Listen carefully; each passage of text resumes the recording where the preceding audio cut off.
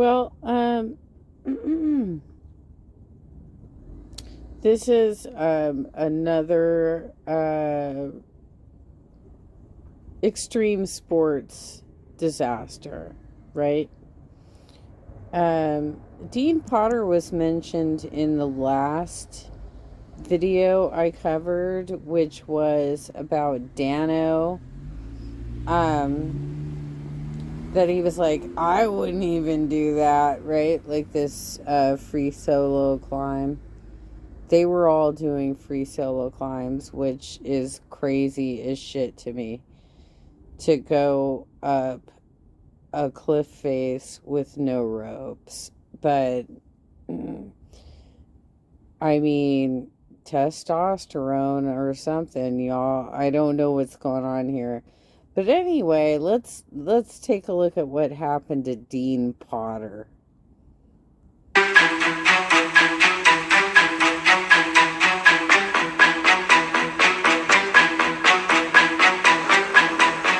By the way, both of these stories are in Death in Yosemite. In the book that I bought like fucking 20 some odd years ago, I read about both of these people.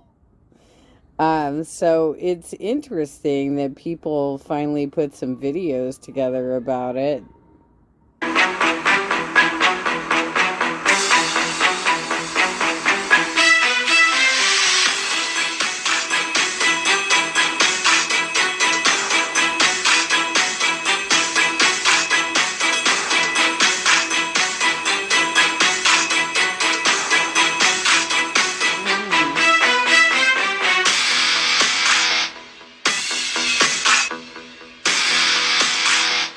I mean, it seems practical that he would come up with a solution for when you're rock climbing, you have on like a parachute suit that you can base jump on your way down if something goes wrong. I get this, right? But this is not what happened. This is not what happened.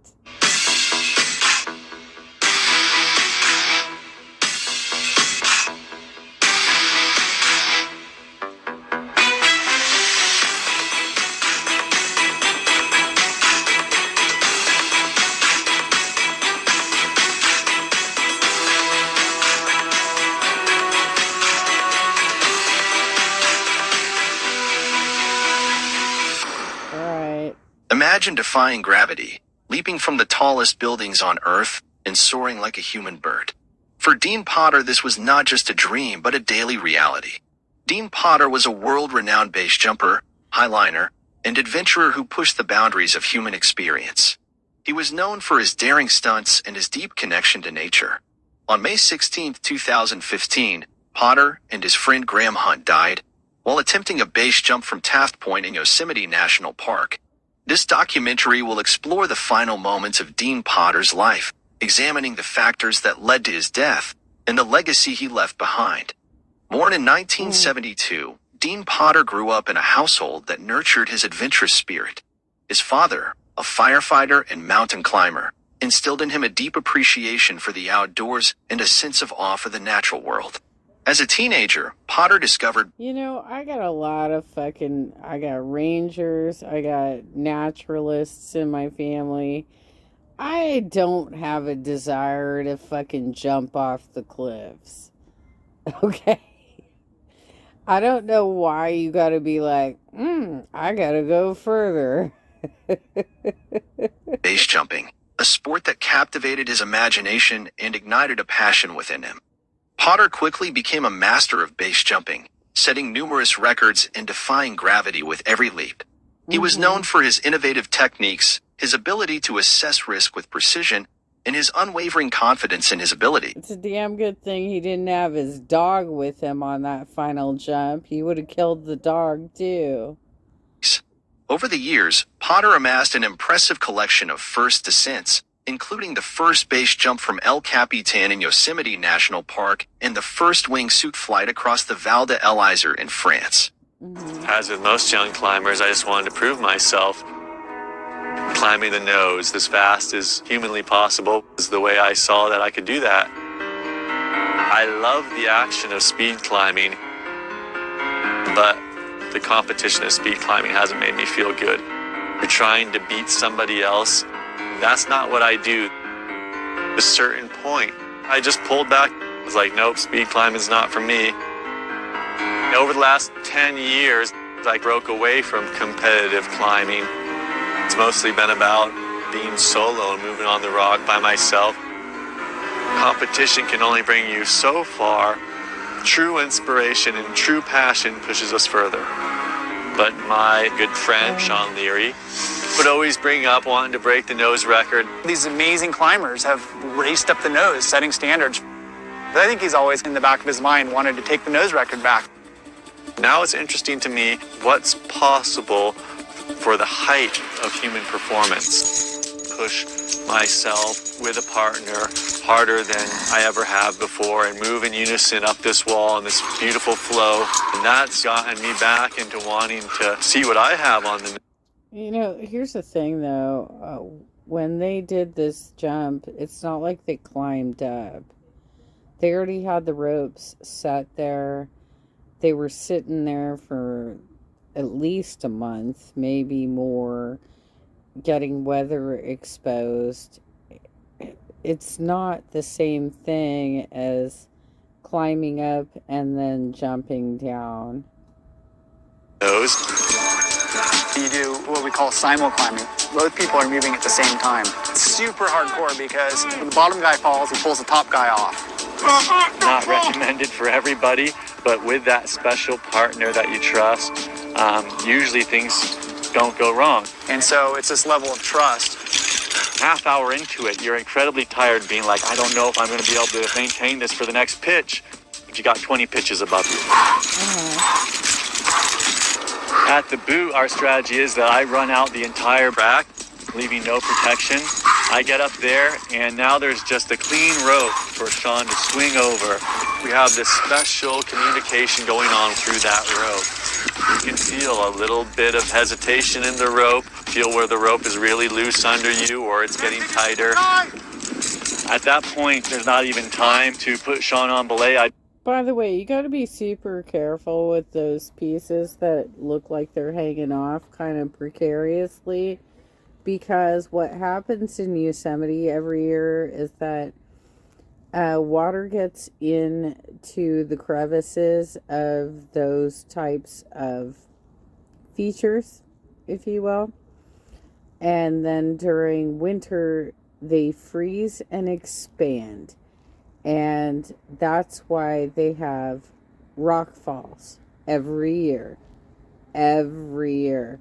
So these areas that they're climbing up, they have no idea if they're still solid. I can't even. Just hold the rope with my hands and hope he doesn't bounce too hard. Got it! As Sean swings across for like over 100 feet.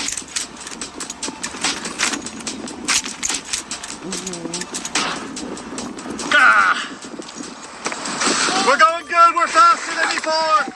I don't want to die, but I am okay with putting it all out there for the most beautiful expression of my life. Among his many feats, one that particularly captured the imagination of the public was his wingsuit flight with his dog, Whisper. Whisper, a mini Australian cattle dog, was Potter's constant companion, and the two shared an unbreakable bond. Always dreamed of flying with his beloved dog, and in 2011, he set out to make that dream a reality. The journey to achieve this feat was long and arduous. Potter spent months training Whisper, teaching her to stay calm and comfortable in a special backpack designed for dogs. He also meticulously planned the jump, taking into account every possible risk factor. Finally, the day arrived, and Potter and Whisper stood at the edge of a cliff, ready to take flight. With Whisper securely strapped to his back, Potter leaped into the void, and the two soared through the air at speeds of up to 100 miles per hour. The video of their flight went viral, capturing the hearts of millions around the world. Potter's incredible feat demonstrated not only his own skill and courage, but also the deep bond between a man and his dog.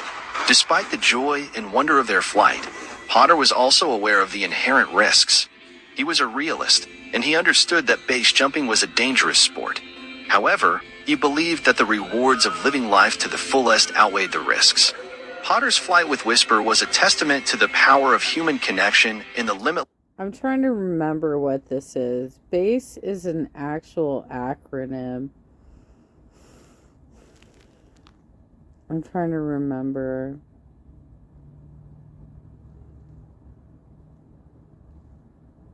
I don't remember what B is. Antenna.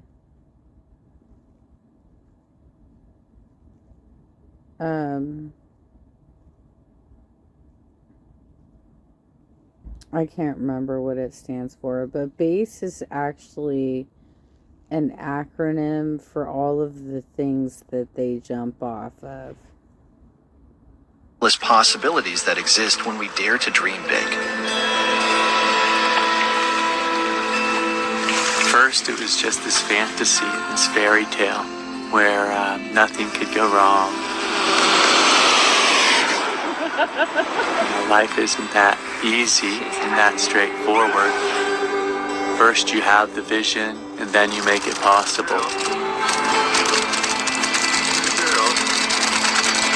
Good girl. The joy we have is just off the chart. We love it up there. Will this joy lead to harm or death?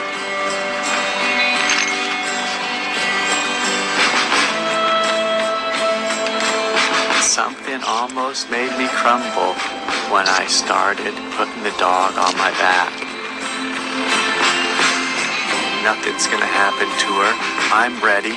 I don't know if this one's gonna cover it, but he was really into putting ropes up and tight roping in these really high locations, including the area between the Lost Arrow and the cliff base by Yosemite Falls. That's where they filmed Cliffhanger with Sylvester Stallone. I think it was Sylvester Stallone, right? And then they made a parody of it in Pet Ventura Part 2, where it was a raccoon that he was trying to save. But it was a tightrope that he was walking across. I don't know if they're going to talk, because I can't remember which video I watched yesterday. You know what I'm saying? I'm not gonna blow this flight. Whisper's connected with 20,000 pounds of straps. We're good.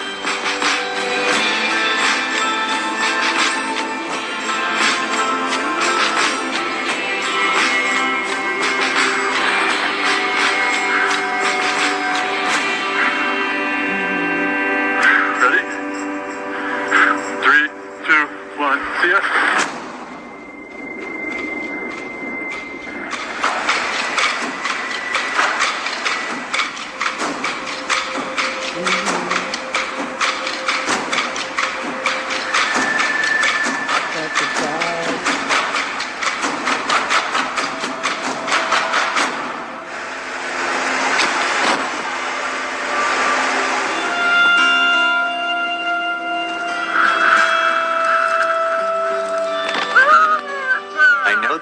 Now I know there's more than that fantasy of like, oh, we'll fly together. There's also, oh, we could die together. What happens when dogs fly? It sure wasn't what I thought it was going to be. It was the reality of it. That's what life is. There's the fantasy, and then there's the actuality. Wow.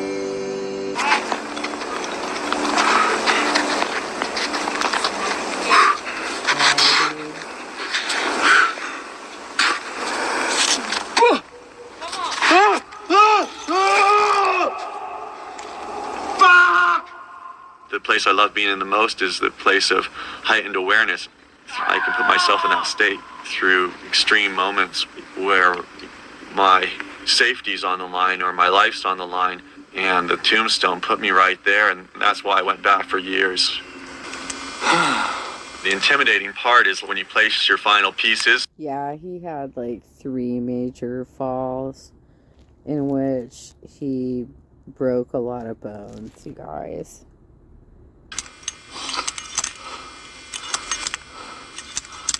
And you're like, okay, I'm either going to do it or I'm going to take a 50 or 60 foot whipper.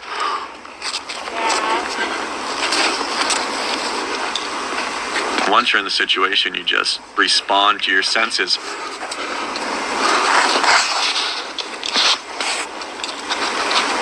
Crux for me was the insecurity of the route. Got really big fingers and it was hard to cram them in this crack.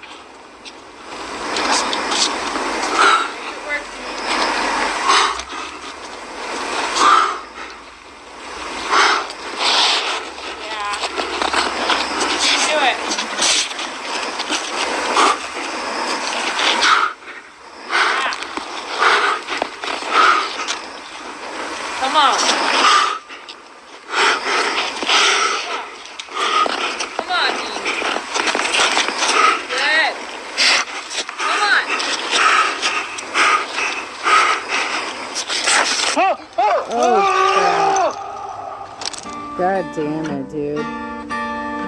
You wouldn't know that you were about to fall. Your feet would just slip out and your hands would peel off the edge of the crack. I probably took that whipper 12, 15 times. When you're in the air, you're just like dealing and trying to respond and trying to tap the wall so you don't flip upside down or hit the wall with your body. You know you're going to be all right, but you know, anytime you launch into the air for 50 or 60 feet, it's not that comfortable of a feeling. Mm-hmm. Oh! Fuck. That was good. Dean falling so big like that, if we didn't anchor me down from below, I would just go flying. That was the last move. It's scary when like this gigantic, 190-pound man is whipping through the air and you have to catch him. Oh man.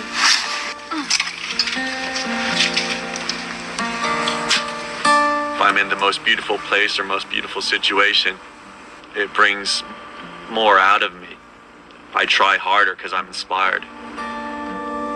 God damn, dude. On May 16, 2015 was the day Dean Potter, accompanied by his partner and adventurer Graham Hunt, a 29-year-old college student, embarked on a mission to stretch their boundaries to the extreme. Their chosen challenge was executing a base jump from Taft Point, a cliff approximately 3,000 feet above the green expanse of a valley below. The sheer altitude and the stunning views made this site ideal for their exploit. However, there was a twist to this daring attempt. Yosemite National Park, the location of Taft Point, expressly prohibited base jumping due to its danger. The defiance of the laws did not deter Potter and Hunt. Familiar with the park's cliffs and panoramic views, they had already jumped from various points throughout the valley. And so on that fateful day, they embarked on what they viewed as a refreshing yet restricted feat as the duo stood at Taft Point, ready to challenge gravity. Jen Rapp, Potter's longtime companion, captured the monumental moment with her camera. The majestic El Capitan, bathed in the soft glow of the setting sun, framed the backdrop.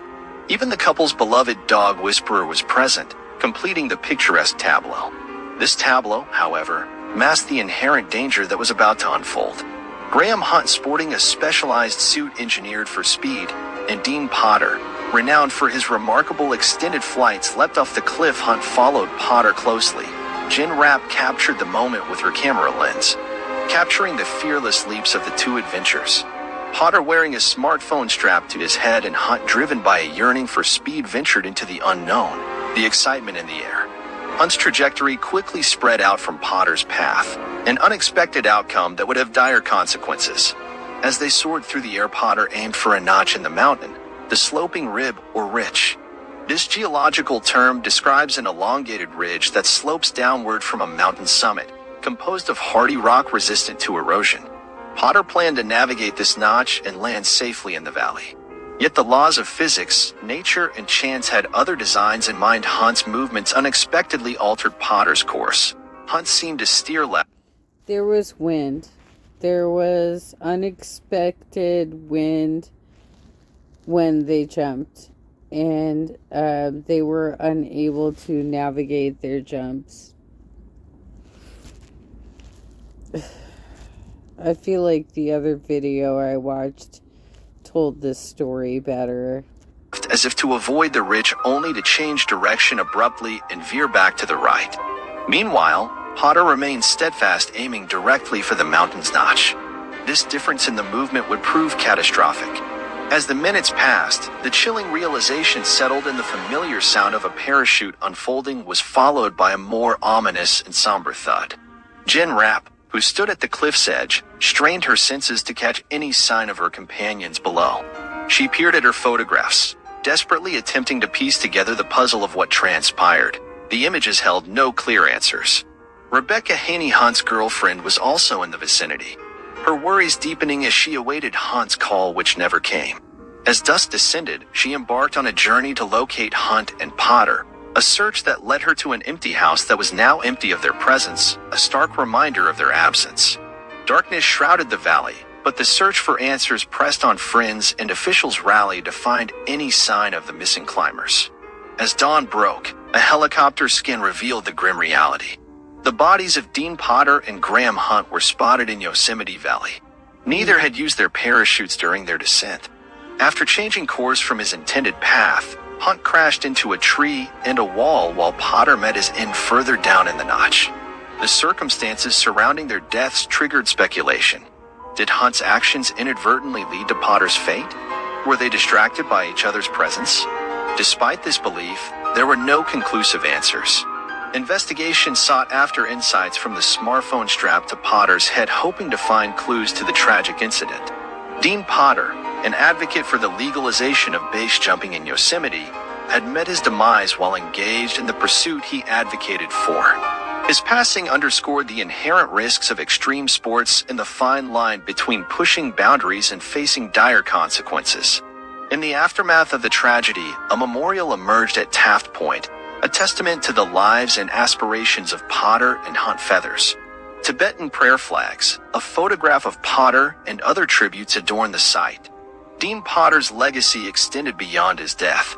His willingness to challenge the limits of human potential and confront the unknown left an indelible mark on the world of extreme sports. As the climbing community grappled with the loss, they were forced to confront the precarious balance between audacity and caution, courage, and the consequences of their actions. The tragic accident that claimed the lives of Dean Potter and Graham Hunt served as a poignant reminder that the pursuit of one's passions can sometimes exact the highest price. Yeah, seriously, like, it's a balancing act there where, like, when are you going too far where you're convincing other people to do stupid things? Anyway, base jumping is still illegal in Yosemite.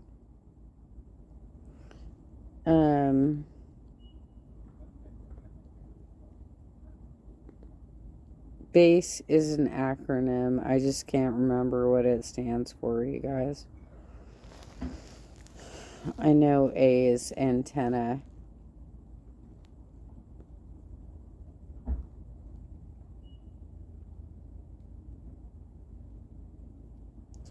It's like all these different things you can jump off of, right? Okay, well, anyway, that's the sad story of Dean Potter.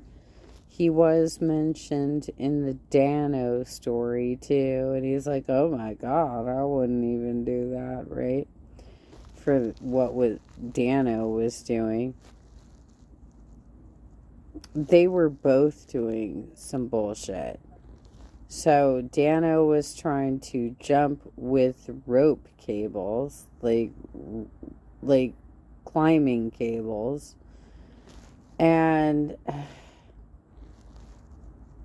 Dean was trying to base jump in a situation where it was illegal, so you can only do it at night, right? He could only jump at twilight without getting arrested. So he did this kind of late at night, and there, Yosemite gets a lot of wind because it's a narrow canyon. And it gets some serious wind in there, and it can really fuck you up. And both of them,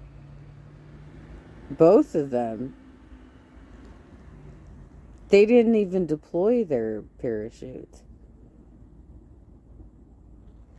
which I don't understand. I don't know at what point they would have tried to deploy them. But they were definitely affected by the wind and by getting rattled by each other. What a mess. So we have 2 lives lost in that situation.